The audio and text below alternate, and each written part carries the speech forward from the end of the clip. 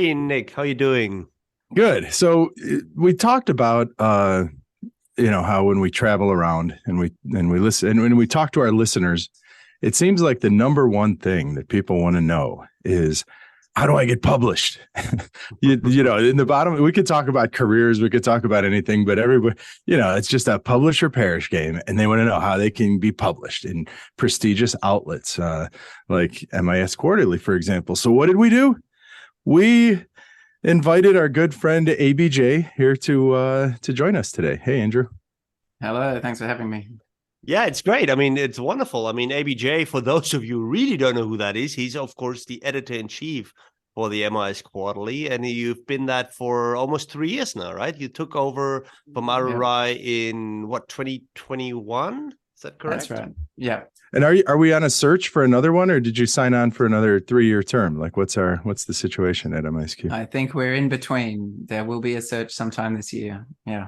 Yeah. Okay. So people may not know this, but there's a particular window of time for the tender of any editor-in-chief, and then there's a very gigantic search process involved with committees and then nominations and stuff like this. So your term comes to an end, and let's see whether we can get the history. All right, I'm trying to get backwards here. So we had Andrew now. Before that, we had Aaron Rai.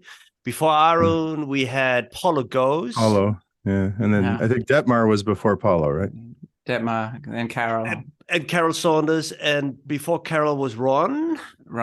Yeah. Before then Ron, Alan. we had Alan Lee. Before Alan, now it gets really hazy. No, in the 90s. Before Smud. Alan, Who? that's right. Yeah, Smud. Bob Smud. Bob Smud. All right. Who was the first editor-in-chief of MIS Quarterly? Gary Dixon. Yeah, Gary Dixon. Although we had the session at ICIS, and I had said, the first editor-in-chief, and then Blake Ives was there, and he said, it was not called editor-in-chief at that point, and Gary was the first senior editor, and Blake talked about the whole history of it, and it was 2 or 3 editors in, they created the term editor-in-chief, even though Gary was the first one. Yeah. Wow. So, interesting. So I remember a couple of years ago, I don't know when that was, but there was one editorial where all the past editors-in-chief talked about their tenure in hindsight. I think during Aaron Rai's term, or maybe Paulo's term, right? They had the history of the quarterly kind of editorial. We can put it up on the show notes. Well, all right, that's all nice, but listen, Wrecker, our listeners want to hear how to get published. And I'll tell you this right now. I think that if I had to say there's one person, I almost feel like it's an apprenticeship when you're doing, say, associate editor, then senior editor.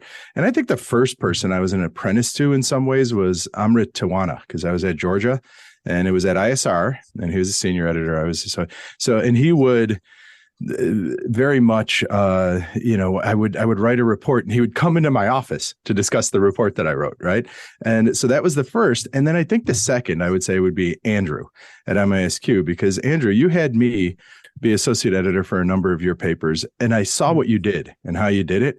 And I'm like, I want to be that. Right. So I kind of try to be some combination of Andrew and Amrit, and they're actually similar in some different ways.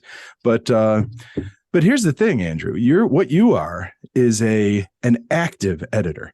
I think there's like the passive editors that are the vote counters. They hide behind the vote. And what you'll do is you'll actually go out and be like, I want to publish this paper. It's flawed. It's what I'm putting it out there. Have you ever published papers that you regret publishing and you look back? Or when you publish it, you're just like, hey, I had my reasons. You don't have to name the paper, but do you ever do that? Because I know you're active and you'll be like, you know what, this is important. Yeah. There, maybe I certainly won't name the papers, but there are papers where there are parts of them that I don't like. An example would be a paper that's too long, that, there's parts of it that we should have cut out, the material that was not needed. There's still the fingerprints of the editorial team on it. So there's bits of papers that I regret, I guess. But there's sort of an acceptance that it's an imperfect process, and it's better to have just got it out there. There's also been papers I've rejected that I've seen published in other journals and thought I had a regret, and I thought, maybe I could have published it. It's not that bad now that I see it. So yeah, both Yeah, ways. that happened to me as well. I just want to share one experience. My first experience with me, Andrew, as an editor was Andrew was the associate editor on my first MIS quarterly paper 100 years ago. And what I remember from this experience, it was a quantitative paper, a survey-based paper. And at some stage, there was confusion in the review team about the data that we had, because we had data with empty cells in them. And Andrew, in his AE report, which was 11 pages long, Wow. he reconstructed the data. So, in the report, he had this table that what he thought our data looked like. And I was like, oh, is that what an associate editor does? He reconstructs my data and then tells me they how I usually don't do should that. do this. Wow. It was, that was quite something. But, it was a great experience. It took 5 rounds, 4 years, how these things go. But eventually, it came through. So that's what I remember. And that goes to show, Andrew, you've been not only editor, I mean, you've been with the quarterly for, I don't know, the better part of 2 decades almost, right? So 15 Yeah, years I guess easily in the different roles. Yeah, almost. Yeah, 2009, I became an AE. So, and then I was doing a bit of guest AE in 2008. So, yeah, it has been a long road. So, have you noticed? Sorry, I have a question that goes with that. So, what have you over these 15 years? How has the journal changed from back then when you started? Is it the same? Is it markedly different? Yeah, that's a good question. I mean, I think every editor would have said, "Oh, we're a face of the field. We serve the field as a whole. We don't have any restrictions." Detmar was the most explicit in that, in the sense that there used to be a page that said, papers we don't publish, and he went on and said, on the page it says papers we don't publish, it says that we publish everything, and there's no papers we don't publish. So, however, if you just went and scrolled through, our forthcoming papers or the latest issue, and then you scrolled through the issue in, early 2000s, it's moved from a kind of behavioral organizational focused journal within IS research to kind of everything in IS research. With a caveat, though. So the caveat is an interesting issue in publishing and, I guess, global research, which is that most of the submissions and publications are still largely North American based. And I think that's historically why people would point to MISQ and ISR and other journals like that and sort of say, oh, well, they're sort of US dominated or North American journals, this sort of phrase. And we would always push very hard to say, look, it's a global journal, and it's through the kinds of papers we're searching for, the special issues we have, the editorial board we appoint, everything. But still, it's when you look at submissions and publications, it's still got a very heavy North American focus. So that's there's a reason for that. And I mean, we can pretend, but the fact is that if on average, the North America does a better job training researchers. I think the rest of the world is catching up, and there's certainly wonderful institutions outside of North America. But if you look at the highest concentration of really excellent PhD programs, it's going to be in North America. Now, Germany's catching up. I think Australia has some wonderful programs. You see East Asia. So a lot of places are increasing their I guess, rigor. And rigor is what sells in top journals. And other parts of the world simply don't have the same concentration of rigor, I think, in their PhD training or in their research training. So it's not some sort of North American bias in the sense. It's more of a bias towards rigor and, following good training. And if you're well-trained and rigorous, you have a higher likelihood of getting published in top journals, right? Certainly, I think training and so training matters definitely. Let's say there's a bunch of variables. So training of the authors submitting stuff matters as one variable. Another is incentives for researchers to submit papers to journals, and that also varies by countries. So in the broadly North American system, now some countries outside of North America also follow the North American system. Some countries in Asia, for instance, but in the North American system, only these top journals matter. Like, some people listening to this may even have had that feeling where you're looking through someone's CV and you're kind of just looking for the names of the top journals, that sort of mentality. Whereas there are other countries, regions, political jurisdictions where they don't have that philosophy. And, the government through granting agencies and other things are not looking for that. And so we have done various listening sessions around the world. Oh, no. No, Andrew. Did we just lose our guest? He's This is frozen. the journalist. he's back. All right, we you lost are. you for a second, Andrew. Sorry. This is the connection to Australia. I'm so People sorry. forget in the digital age that, our connection is still a really thick cable on the, going through the Philippines on the bottom of the ocean all the way to Brisbane. Right. Anyway, so But yeah, you're back. you were saying incentives, Andrew, and we got most of it, I believe. Yeah. But yeah, you were talking about the incentives to publish, and I can redo that if you like.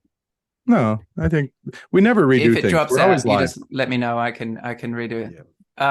So the incentives vary a lot. And when we did our sessions in India, we did our sessions in the UK, we did sessions in Korea, we did sessions in South America. They do not necessarily want to submit to the quarterly. It's and why is that? Because I guess the longer you're in these roles. And it's because the basket of journals, Why is that? They can get a JIT and still get tenure, and they see it as easier, so they're not going to publish them. That's right. That's a little bit. There's some places here. Yeah. In Why would you wait 4 years to get a paper published? Yeah, exactly. Right. So here in Region 2 in Europe, there's a lot of countries, and within the countries, even a lot of institutions that say, look, we really got, look, these are the tenure and promotion criteria. And they're different, and they're more. Some would say they're more inclusive, or they're more. It's a more expansive set. And then the question is, well, not everyone wants to work 4 years on a paper to get it published in MS Quarterly. If I can have my career with a bunch of journals that you could say are easier, faster, or whatever, yeah. So, and then you really do have the situation. And I come certainly out of a similar system. We just never submitted. It's not that we always got rejected. You literally never submitted. And in some respect, I still have that, right? So lots of journals have never published, and I literally have never submitted because why would I, So I think that plays into it as well. Yeah. All right. So this we is also what we have. No, go on, Andrew. No, go ahead, Nick. Well, we have also innovated with formats. So we had this format, for instance, called a curated case collection, where you can have quite short papers, 4-page papers, 5-page papers, and what might differ there is certain access to data, certain types of theorizing, certain approaches to research that people in certain locations or regions may actually be better at, and the training effect of, let's say, econometrics or whatever else the training is in may matter less, and the other benefits may matter more. And so we can actually publish better research that way. So we tried to, I guess, be innovative in that sort of area. So Andrew, when we now that we're recording this episode, when it comes out, there will be another episode before that you haven't heard of, but Nick alluded to it. So Nick and I, we did this session on, what are some tricks to getting published? And we talked about things such as, certain aspects of writing. We talked about the sexiness of data and stuff like this. I wanted to ask you about this because I think one of the wonderful and horrible things as an editor-in-chief is that you see thousands of papers coming through the system, right? You see, of course, the 4 issues with the 60 to 100 papers that the quarterly does publish, but there's about 900 or something, or even more, that don't get published, right? And you do get to see all of them at some stage. So can you spot on the dot like the couple of little things that where you could spot, this looks like a good paper, this paper will not make it, and so forth, Do you see some early indicators when you see all these papers coming through? Yeah, so let's imagine peripheral processing and central processing. So, the very first look of a paper, you might get a sense of it, something within almost a few seconds or a few minutes. And then imagine the sense, the next sense you get when you going through all the sections, looking at the content. So even the first scanning of a paper, you get a sense for whether the researchers know our field, they know the topic, they're citing the sorts of things that should be cited, they're using words, the discourse that we use. The paper is formatted in the kind of way we're used to formatting, as opposed to in another field or someone who doesn't know the field well. So that sort of thing is immediately apparent. And it's almost... for people who know more about things like embodied cognition, it's almost visceral, like you just sense it straight away. Then the second thing is the specific domain. And then I sometimes pick that up. I'm better at picking it up now that I've been in this role. And then when I was in the senior editor role, I would be able to pick it within my sort of domain. And then et cetera, for each, associated reviewer. And for a particular topic area, you'd be able to sense whether they know that area. And again, it's a social construction, and it comes from, have they attended the kind of workshops? Have they read the kind of stuff? Have they been in this community to kind of know who they're talking to and who they're trying to convince through their paper? And that becomes evident, and that drives a lot of then what happens with this paper. So papers sometimes go off the rails if they're framed for the wrong audience, in the wrong way. And it might have been a perfectly good paper, but the reviewer, the author has tried to make some guesses about how to frame it, and they've sort of guessed the wrong way, maybe because they haven't beforehand done the work in terms of getting into the community, maybe presenting their paper at a few conferences, a few workshops, going to places where the people who know this work are, and presenting it and getting feedback and so forth.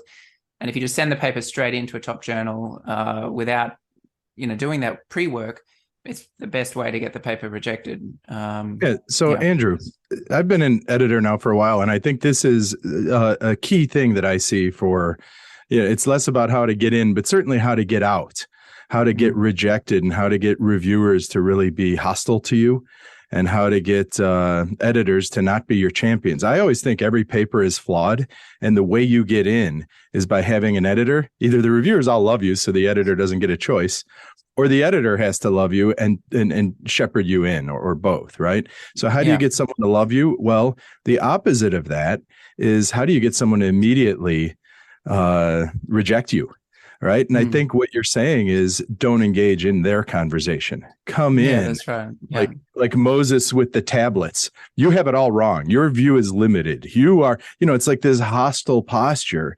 That's one way, but the other way, and it's less overt, it's just to ignore the work they've done and say, people haven't studied this, or not cite the research that in that journal is current, right? So I think, and these signals, right, they get people a little bit upset, don't they? Like, actually, if you're a reviewer, you're like, wait a second, this has already been done 1,000 times since 1980, Yeah, I think that's definitely true. And your point about the history is also a good one. I definitely see people who look like they haven't done a literature review, beyond 2010 backwards, and they'll say that things are new, and in fact, they have been done before. And I guess the other related one is just language use. So different fields do have just different terms, and there's sort of a discourse. You've written about that, Nick, in some of your own papers. But basically the discourse, again, if we use that conversation metaphor, you just need to try to speak the same language as people. That'll help them understand what you're trying to say and what you're not trying to say. So picking that up really comes from reading papers and attending the community. So going to conferences or workshops, which we can do, in various ways in various places. Guys, challenge me on this one. But my view is sometimes, for a top journal like the Quarterly, right? So which is rightfully and sort of sitting at the very top of our journal list. I think the situation is quite unique in the sense that because it's a top journal, you get so many more submissions than any other journal. Okay, but you also get a lot more bad submissions because people just trying to get in because it's the top journal. Right. So, for example, as you may or may not know, like I've been involved in B journals for quite a while as editors. And I thought on average, you get better papers there on average. Right. Really? You don't. Yes. Well, because not everyone just tries to get everything into these journals. There's a little bit more of a selective process happening before they even submit. They get fewer journals, fewer submissions. So that's my theory here. Right. So what the corollary of that is, at the Quarterly, I always feel like, oh my God, I get so many really bad submissions that are never going to make it. That in turn, those that look a little bit promising, I'm so excited about, because of course, all submissions, have a right to be diligently, handled and get due process and so forth. But several times I'm thinking like, look, this is never going to make it. I can spot that now. And I still have to go through the process. And that means also that if there is a decent paper, a half-decent paper, something that really looks like it has a remote chance, I'm always really, really excited about it. And then I really hope that the authors can pull this off and that we can make this work. And the reason is that most of the papers just won't and can't and won't ever be able to. As I said, challenge me on this. This is just how it presents to me. I agree in part and disagree in part. And it's interesting. So it actually relates back to the conversation we just had a moment ago about the global nature of research. So in fact, we don't receive the most submissions. Journals like Information and Management or International Journal of Information Management get more submissions than us for the same reasons I mentioned before. in many parts of the world, they won't submit to the quarterly. They will see it as easier to submit to another journal. So some of the other journals are getting flooded with many papers, many more than us. It's not necessarily a problem for us, we're in a certain market and we're looking for certain papers. But we do need to reach out as well. So we don't want to miss out on great papers that could have been submitted to us. So that's a really interesting challenge. But we still do obviously get a very large number of papers. And in fact, one senior mentor for me had said, "Oh, one of your jobs is to reduce the number of submissions you get." That's one way of looking at things sometimes. Wow. But there are a lot of papers that get submitted that are not that great. But why does that occur? If you think of a causal model of that and different variables, one variable is, again, incentives. So if you're on a tenure track and you have to produce a lot of papers in a certain amount of time, you could imagine spending another year or two to get this paper really strong, or you just submit. Well, you just have to submit because you have to submit. And so we get a lot of papers that, of course, could be stronger, but people have to submit their papers. And I guess a related point and a reason why a lot of papers are not that great is that producing knowledge is really hard to do. So I think a lot of papers are just not that great because that's the inherent nature of research. Like, it's really, really hard to say that you know anything, and especially about an open systems problem. Like if you think of socio-technical systems as sort of these open systems that we've defined in ambiguous ways, and we're making generalizations about the future that we haven't even seen, it's extremely difficult. And so there's a real combination of science and art in doing that to some reasonable level, and that's just very hard to do. So I think that's why we only get a few gems. Yeah. And you mentioned the International Journal of Information Management. I think that's an interesting journal because it came out of nowhere, right? A few years ago, at least I've never heard of it. Now all of a sudden it's getting tons of citations and it's well respected, or I guess it's getting tons of citations. And I think it's interesting that they get tons of submissions. And I think that's good because if you look at journals as an ecosystem, there have to be those signals, right? There has to be a science and a nature, right? To say, look, this is our very best work. And if it's not moving science forward, it shouldn't be in science or nature. That doesn't mean we shouldn't have these thousands of other places, because we need a lot of professors in this world, and not all of them are going to publish in science and nature. And you need outlets for them. To get their tenure and all that. And I look at that International Journal, right, as that. Now, let's call a spade a spade. The quality is not as high as other journals. If you read some of the articles there, it's not as rigorous, or at least a lot of the articles are published there are not as rigorous. Fine. It's an outlet that is, peer reviewed. And it makes sense to have a lot go there and not all of those papers be submitted to MIS Quarterly. So I think what we have is an ecosystem. MIS Quarterly is the science or nature of our field, if you will.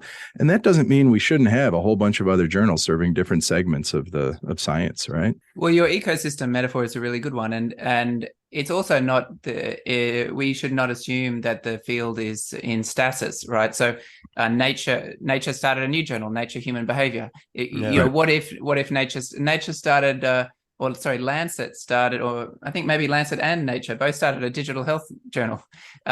So, one of my colleagues said, "Oh, we're going to submit to Lancet Digital Health, the #1 digital health journal." And I was like, "Well, Jamia has published digital health stuff. It wasn't called digital health stuff for decades." And it was always #1, but you're calling it #1 because Lancet's got its name, right? So they've got their own branding and benefits from this. And what if someone started like Nature Digital Business or something, or what if one of the other business journals just said, "Oh, we're actually a digital, we do digital whatever." So it's a big ecosystem, a marketplace of knowledge and so forth. So we have to keep pushing. Yeah. Well, I agree. I mean, I don't think of it as an ecosystem. I do think of it as a marketplace. And there is demand for different types of journals. And also that metaphor to me always implies that every journal also has to have a market strategy, right? Like a differentiation strategy. And I think that over the last 10 years or so, that the journals in our field, after they were all put in a basket and lost some of their differences, not necessarily quarterly, but a lot of the other ones, they lost some of their unique differences. And I think now they're clawing back into certain niches. I mean, for example, this is what I think what Dorothy's doing with JIS is that she's trying to occupy one particular niche in the marketplace for journals. MIS Quarterly has a very simple strategy, is just be the best. There's got to be one, you sort of like be the Porsche of the journals, and then that doesn't mean that there shouldn't be a Skoda and a Volkswagen and a BMW, right? It just means that they're not all the same. Do you see that similarly? I do think there are journals that are competing on marketplaces, and they can have different market strategies. Yeah, I think each editor-in-chief is working on like continuing what the other one has done and trying to add things, and I guess have this sort of continuity and over time. So the way I look at it, maybe the words I would give to it may not be exactly the same as what Arun did or Paolo, et cetera, et cetera. But broadly speaking, I have tried with the editorial board in all the ways we interact with the community to link MISQ back to the history of the field. And there's this sort of historical cachet with MISQ, and I think we're proud of it. And just like in finance, the Journal of Finance is, got a historically important role in the field. And so does the equivalent journal in every field. There's this historically important pinnacle, the Mount Everest or whatever of the field. And you feel proud to be part of it and all of it, everything it represents. And when you're an editor of it, you're not just an editor of that journal, you're sort of trying to help the field in some way. So there's this sort of, I use the phrase institutional custodians, that's what we believe in.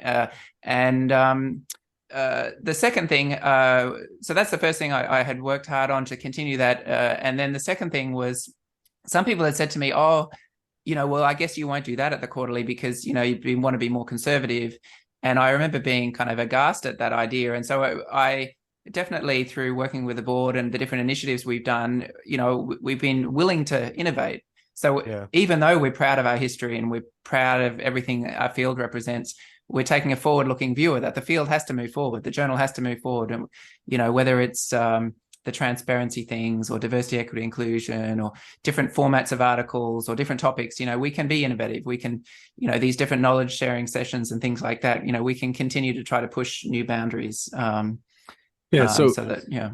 So Andrew, I'm a mid-career person that knows that an MISQ or two is going to change my career, or an early career person, or a PhD student, right? What advice would you give me for publishing an MIS Quarterly?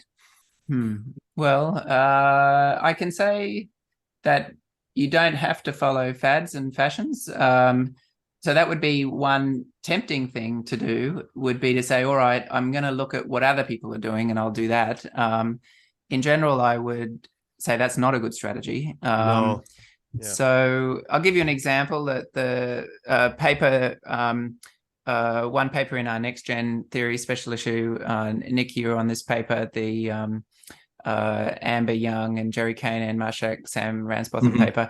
That was a very different sort of paper to a normal paper. But I remember thinking, wow, I'm so glad, that paper is in the submissions and just really innovative paper. So, if you were an author, junior author submitting a paper and you were thinking, I need to follow the fads and fashions, I think you would run into that, what Detmar used to talk about, the sort of red ocean strategy, just too many people in that area. And it's going to be hard to make a contribution. Whereas if you believe in something that's quite innovative, a bit different, then I think the key thing is to do what we were talking about before, is to go to the communities, present some work, see how you would frame this so that people will understand what you're doing and that it's not speaking a language that people are unfamiliar with, or it's not framed in a way that that doesn't resonate with them and so forth. So I guess so your first bit of advice is go against the tide. If everyone's studying platforms, everyone's studying, interpretability, whatever, you're like, all right, if you really love it, fine, do a great job. But if not, if you're just trying to do it to be hot, it's a bloody ocean when you're chasing the trends. Definitely. And it's like digital transformation. I get some digital transformation papers as editor, and I would say, at this point, I'm sick of seeing the big process model of digital transformation, right? We have that. It's been published 6 times. Don't send me your digital process model from a of digital transformation. Read some of and give me a smaller segment. The more trendy it is, the more you should go smaller, I think, in the trend to carve out your little niche. Right. So I want to testify. Don't chase trends. I like that. I wanted to testify to that as well, because I think I fell into that trap as a junior scholar very much, right? So again, remember, not very strong institutional training perhaps, but certainly. So what I certainly did is I looked at not necessarily the trends, the topic trends, but certainly how certain papers were written, how the research was constructed, how it was written up. So I was always modeling my papers on some papers that I felt were really, really good. And I always got this feedback and saying, "Nah, you can't do that. You can't do this. It's really, I don't see what's new here. You're kind of like this guy, but this guy's already there." And I never got it, and now I do. And I think it's a little bit what Andrew said. It makes it very difficult to see your unique and substantive contribution if you look very, very close to these 100 other papers. Even though you might think, "Hey, I'm doing exactly the same thing. Why are they getting published and I'm not?" Well, that's probably because. That's probably the reason why you're not getting published, because we've seen it before. We've done it before. Someone else has done it before. So I certainly did that myself as well. And I think it's changed when I just try to do different things and maybe the same things in different ways or whatever, look at it from different angles. So that seems to be a strategy that's much better to be different, be blue ocean more than red ocean. I think that there's some truth to that. I think one other thing, and it may depend on the editor, although obviously there's editorial board appointments, so you're picking editors for reasons, so in some ways it's all related. But certainly, for instance, I get tired of papers that I think have justifications that are well used, but kind of wrong justifications. Like, I don't know, someone will describe how they've done a literature review well, but it's just that justification appeared in another paper. It's not truly well. It's just another paper happened to get published that had that, and so now they're citing it to justify what they're doing. Or papers that have a way of sampling, and they can cite another paper for that approach, but it's not a good way of sampling. It's just that somebody else did it, and so they're justified. There's precedent. And without thinking, like thoughtless precedent. So I would much rather someone say, "We struggled with how to sample," because because of this difficult situation. Like, just being like honest about stuff. But here's so I agree with you on the being honest, but I also think that there's a difference between you and others. And I've run into this when I give talks, and then I sit down with the PhD students, for example, and then they ask me questions, and I say things like what you just said. Be honest. We all know it's difficult. The review times are getting faster. Maybe do 2 full panel reviews, then the editor should be taking over and being an active editor. And I have these things that I kind of my own opinions on these things. And then people look back at me and go, "Yeah, that all sounds really good, except for," and then they give me their experience in MISQ, where they waited 12 months last year for a review panel, right? So to get back to them, they tried to, and the people are telling them, "No, have these hypotheses." So that's the big issue we run into, isn't it? That there are people like me who want one way, and I would consider myself an active editor, where if I like a paper, I'll go through and try and get it published, versus, I guess, old school editors who will sit on it, take their time, count votes, and you need to pretend you have your act together, or else they'll be like, "You don't have your act together, reject," right? How do you deal with this pluralism of senior editors and of editors in general? Yeah, well, that's a good question. On the specific point, I don't think there was a paper last year that waited for 12 months, just empirically. Like, I looked through the Scholar One system, and I don't think so. But I just tell you what they tell me, right? They tell me, and maybe it was 10 months, maybe it was whatever, and they're exaggerating for me, but they have these horrible experiences, right? And yes, there's definitely outlier cases. Yeah, there are.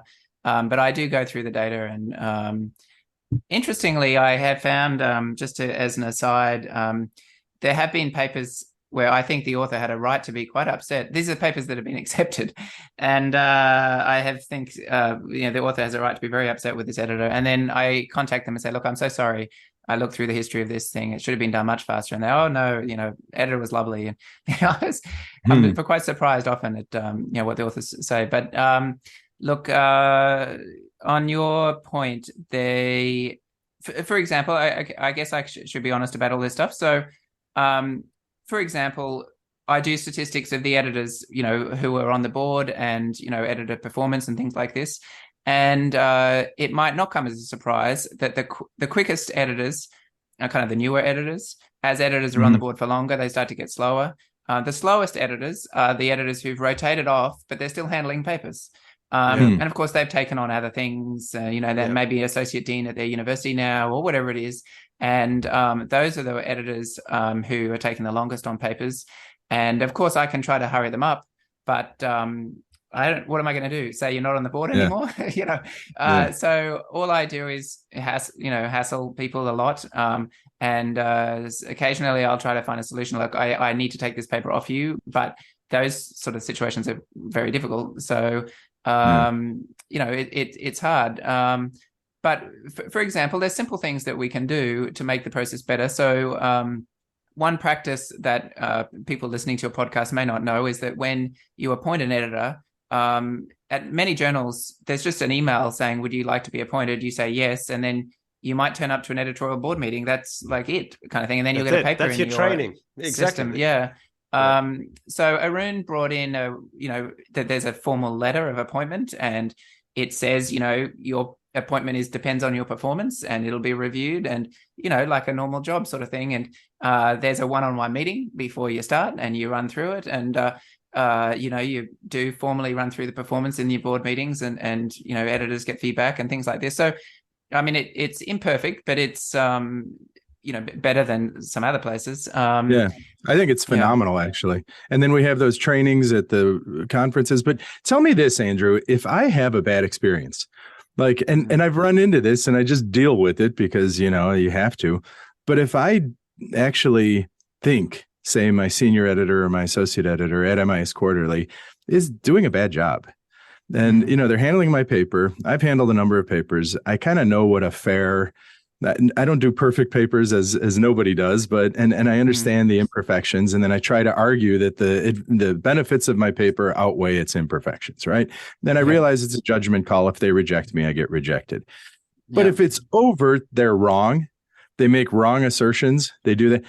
Is there an appeal process, or under what conditions can I appeal to you, or do I just have to suck it up and leave if the senior editor? Do you want to support senior editors? What happens? No, it's a good question again. And on your point, that is an issue I struggle with. So, I will say how proud I am to be associated with the Quarterly, and how I think all of us work extremely hard for the Quarterly. But there are occasions where I will look at something that was done and think, oh my goodness, how on earth was that? Like, I would never have done it. There are behaviors that occur, and you think, how on earth could that have occurred? And there are imperfections. There also are legitimately just different opinions about science. So I can try to convince someone about something that they just don't agree with me. So anyways, there's a lot of variance there. But on your specific point of appeals, the process is pretty simple. So an author should first appeal to the senior editor. And I have done that as an author. I have said, look, you've said reject here, but we really think we could do this. We don't think it's the fatal flaws. And sometimes the editor has said, look, I'm sorry, but it's a final decision. It is reject. And I've lived with that. Other times, I've said, really, can you just give us a shot? We can accept the risk as authors. We just like to have a shot. And in a couple of cases, the editor has said, okay, like, it's on you. It's a risk you're taking. I don't see it at the moment. And I know in one of those cases, the paper ended up getting accepted. So I was glad that I had asked the question. Yeah. Now then, so first port of call is the senior editor. Then you either, for some reason, you don't want to ask the senior editor, or you don't feel that that's, you can do that for some reason. Or the senior editor said, no, you can go to the editor-in-chief. And I do get these emails. So people reach out to me. Can I look at this? And I will not overrule editorial judgment. So the category of decision where I won't overrule is where it's a judgment call on contribution by a senior editor based on the judgment of a particular topic. So what you're saying is, if I am taking one of these digital transformation papers and I say, look, that's not a contribution in some form or another, that's already been said, there's nothing unique here. And then they're like, but this is the greatest data. And then they go appeal to you. You're like, listen, I'm not going to go against Nick's call on a contribution. Right.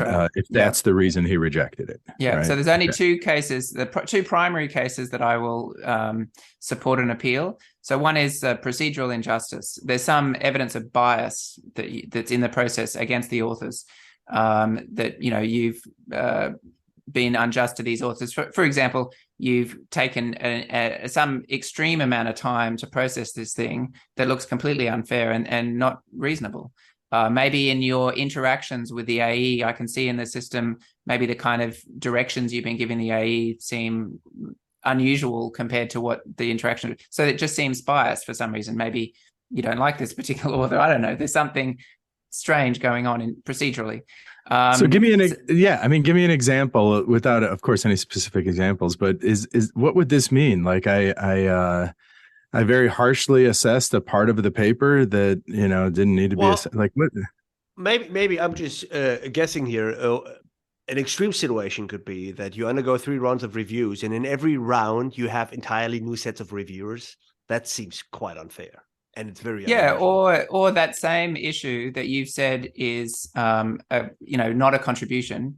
You have referred to that exact thing previously and said it is a contribution. Yeah. So there's something about the procedure, like the process over time, when you look at it, doesn't make sense. And then you say, oh, maybe it's biased or injustice.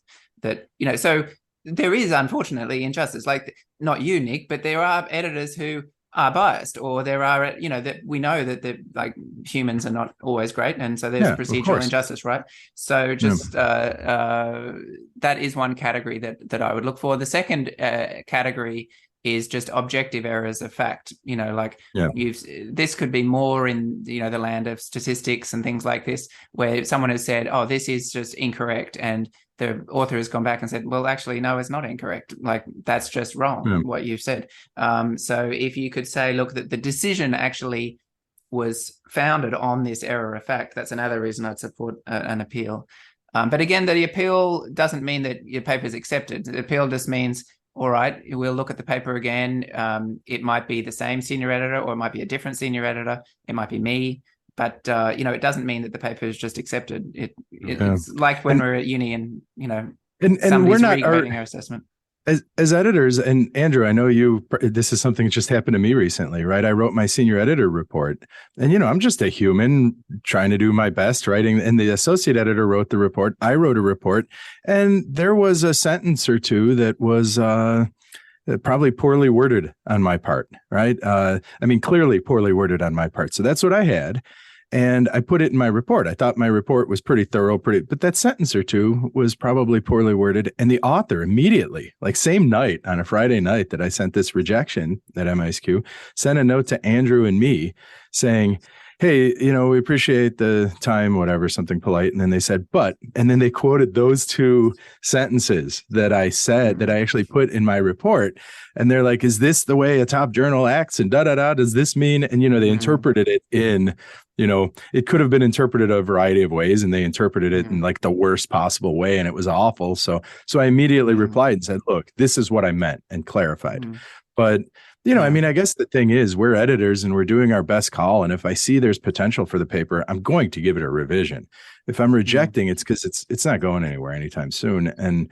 But that doesn't mean we're not. And I think that note was perfectly reasonable to send it to me and to you. And then I replied, and then then it went away. But I think it's a conversation, right? You don't want to you don't have to take what's been sent and just be like, okay, now I go. You know, you can go back and forth a little bit if you want. Well, to some extent, my rule of thumb in these situations is for both editors and authors is always wait. So when I write a letter as an editor, I actually only ever gonna send that on the next day, because I want to read it again. And you know, you guys know me, I never do that. You know, in all other things that just write, type, said, boof, done. But with these, I'm actually pretty careful there, because I don't want to have any grounds for, you know, for bad feelings there. So these ones I wait, and that holds for authors as well. You know, whenever you get a rejection letter and you get that an email back 5 minutes later, never a good idea, I think. Like, there's always these things, these notification letters, they're very emotional, I think. And I don't know about you guys, but as an author, I still have that. I get a letter, a rejection, a revise, resubmit. Most of these things are very critical. Usually, I literally don't even read the full email. I just sit there. I know the outcome, and I'm just going to wait a day or two, because then I'll read it, because I know the outcome already. So all that uncertainty is gone, and then the emotions are subsided already, and then I can go through this. And what that does to me as an author, I always think, like, it always looks more doable now. It always looks more doable. It doesn't look as bad, as harsh, as critical, as evil than what my initial reaction was. So I'm really trying to put a little bit of time buffer in between as an editor and author. And I think sometimes if everyone did this, then we would have a lot of unpleasant conversations that sometimes happen. They would just subside if we just waited a little bit. Just wait. If you're really upset, that's fine. And it's very understandable. Just don't do anything. Just wait. And if you feel tomorrow, you still feel very upset and you feel like you want to appeal, you want to say something, by all means do it. Just don't do it 2 minutes after you got your rejection letter. Yeah. That's good advice. So, Andrew, I'm quite conscious of the time. It's late for you as well. I have one question on my note here, because you said you're a custodian of the field or steward of the field. You see the good, the bad, and the ugly coming through. I'm guessing you must have a really good vantage point to see where the field is going. So, at the moment, for example, one of the things that that we don't know and everybody else doesn't know is what's in the pipeline of papers that will come out at some stage this year for the quarterly, right? You see what's coming next. What's the stuff that you're really excited about that's going to, come to fruition at the quarterly over the next couple of months till the end of the year, whether it be initiatives or papers or anything else that really gets you excited? Well, that's a good question. I think the things that we see in the world that excite us, they're not the things that we see in the journal that excite us. I think that's one conundrum we face. Journals are placed for, even though we try to be fast, they're sort of still slow in terms of scholarship. So, for example, some deep thinking about the nature of platforms, I think, is really important in our field.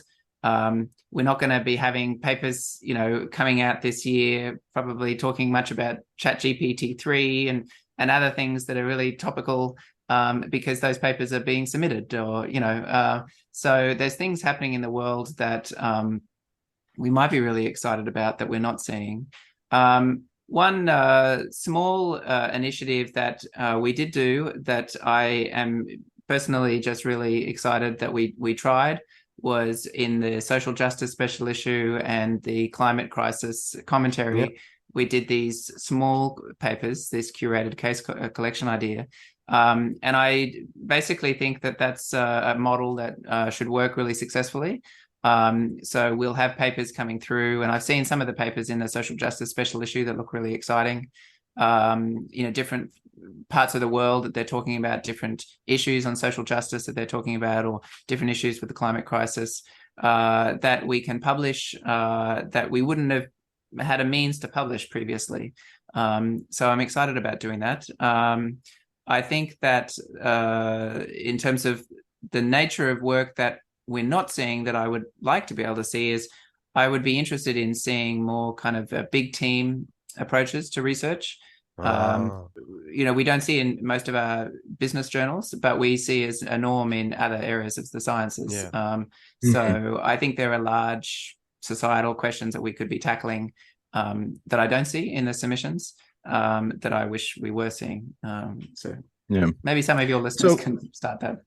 That's cool. So some ambitious big team projects. I like that.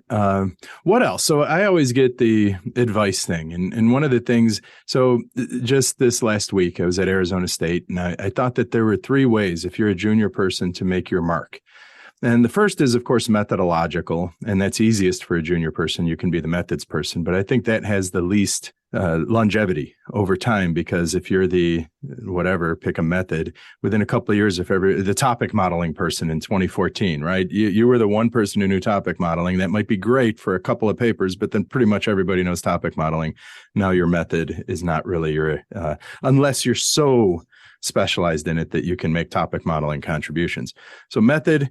Second one is phenomenon. right? You're the platform person, you're the digital transformation person, you're the whatever blockchain person. Sure, that works a little bit, I think, especially if you can marriage it with theory and some good early papers, and you can get your reputation around a phenomenon. But for me, the thing that worked, and the thing that I would say, if you want some longevity, to do it around theory, right? For me, it was institutional theory. Understand a discourse, a theoretical discourse, really, really well, and then you can always use it. I have an institutional theory on escalation paper. I have an enterprise systems paper. I have institutional theory, one on chief digital officers, right? So I'm able to use that theoretical lens. And then as new phenomena come on board, I can put my lens on it and hopefully make a contribution.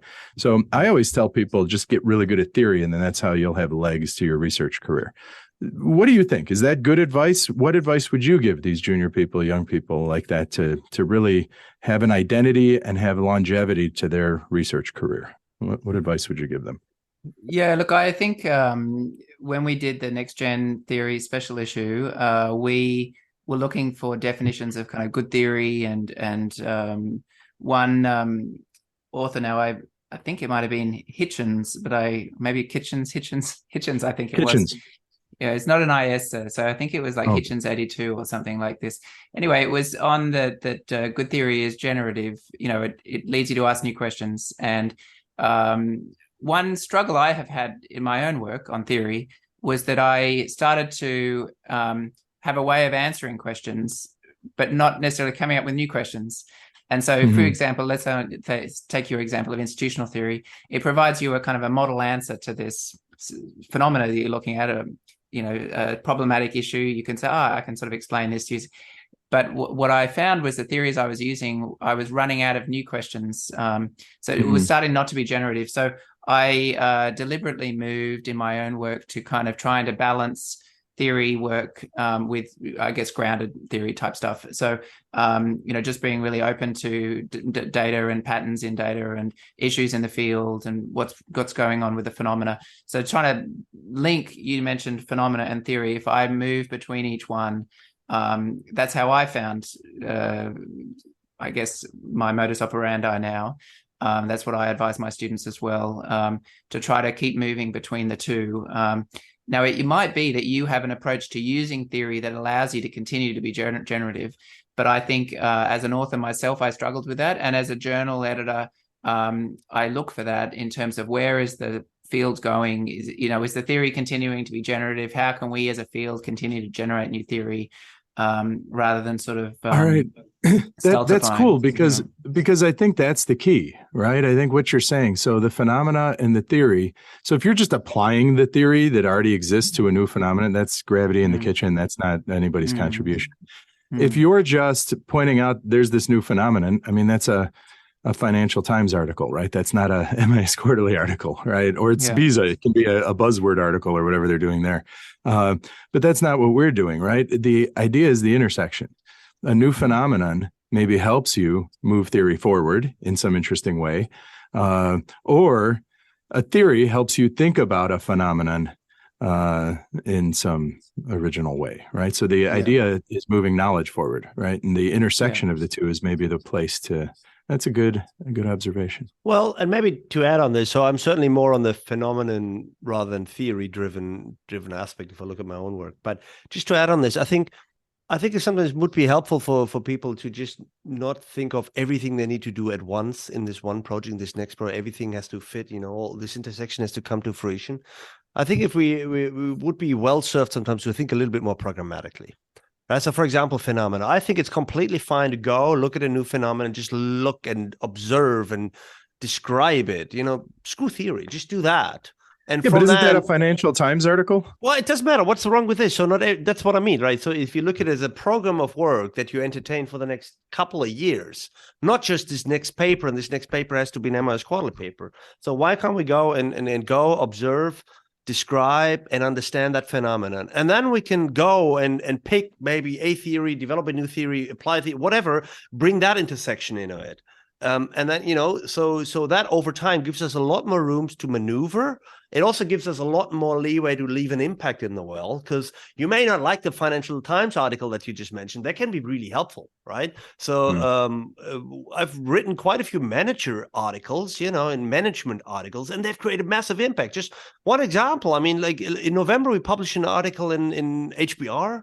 Well, 14 million people read that thing, like not this article, but 14 million people follow HBR, including all of the manager communities. Within a week, I got more responses and more hits and more follow-up questions and more media attention, more everything than from all of my MIS quarterly papers combined. So I think that's also a valuable path for people to do stuff. So in other words, not everything has to be that MIS quarterly article. I think it's important that it's there somewhere. Yeah, but if you think of it as a body of work that you can entertain for the next couple of years, and that you can write multiple papers from, then there's a lot more room for doing certain things. And also personally, I think that's a lot more interesting and exciting. And because I was super excited trying to write in this particular style. Yeah, for example, again, this HBR article, well, it's like 3,000 words, not 55 pages, 5. You have to write so differently. It's a really cool challenge to do this. And by the way, yes, there's also the academic 40-page article with a lot more rigor and procedures behind it. That's not out yet, so you can do, what I'm saying is you can do both. You can't do both necessarily at the same time, and you shouldn't try to.